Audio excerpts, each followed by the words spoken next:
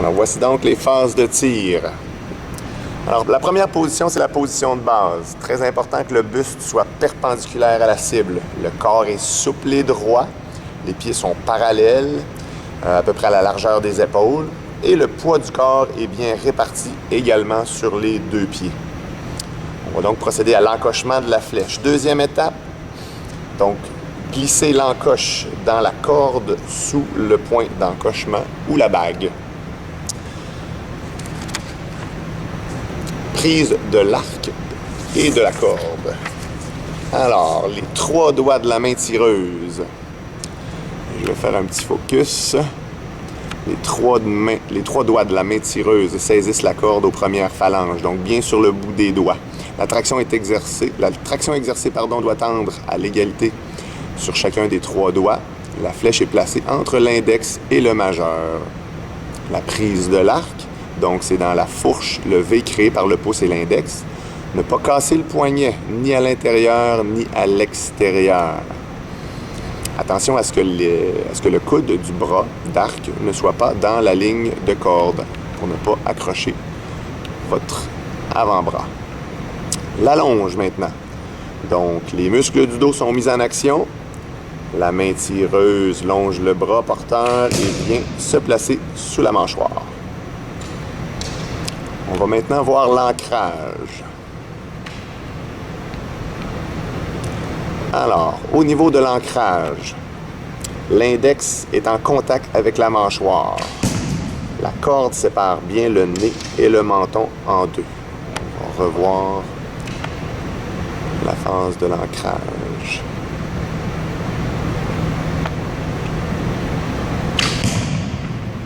Fantastique. Alors, Monsieur le Kéré a bien pris le temps de bien viser. Et on va parler maintenant de la décoche. Alors, je vais tenter de reproduire ce que l'on va voir avec un arc. Alors, voici donc notre arc droitier dans ce cas-ci. Il y a des mires, bien sûr, sur cet arc afin de vous aider à comprendre. Vous n'aurez pas de mire sur vos arcs, mais suffisamment d'informations pour bien aligner le tout. Alors, présentement, on aligne corde, point de mire dans la partie jaune de la cible. Lors de la longe, la corde va s'approcher de votre œil et vous allez faire le point d'ancrage. Alors voici ce que l'on entend par la corde va devenir floue. On peut la voir, on peut l'apercevoir, mais d'une manière un petit peu plus floue. Vous voyez que le point de mire bleu pâle présentement est en ligne avec le centre de la cible.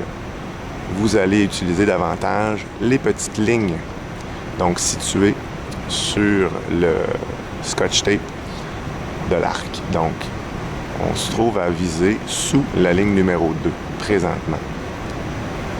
Le cadrage ou la fenêtre de l'arc, la partie en bois, est présentement enlignée sur la partie noire de la cible, le cercle noir. Ce qui va m'aider donc à avoir un repère pour viser et décocher la flèche. En espérant que ces informations vont vous aider à mieux comprendre l'étape de la visée lors du tir à l'arc. Merci.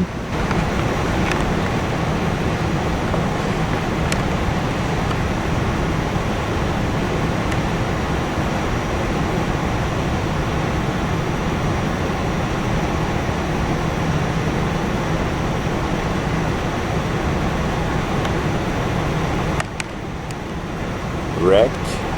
C'est parti. Alors, au niveau de la décoche, quand la visée est définitivement stabilisée, établir un blocage de la respiration. Il y a un recul naturel de la main. Okay, ce mouvement ne doit pas être commandé, ça se fait naturellement. Alors, c'est ce qu'on va tenter de vous montrer ici. Donc, le recul naturel de la main. Voilà. Fantastique. Merci. Une petite dernière.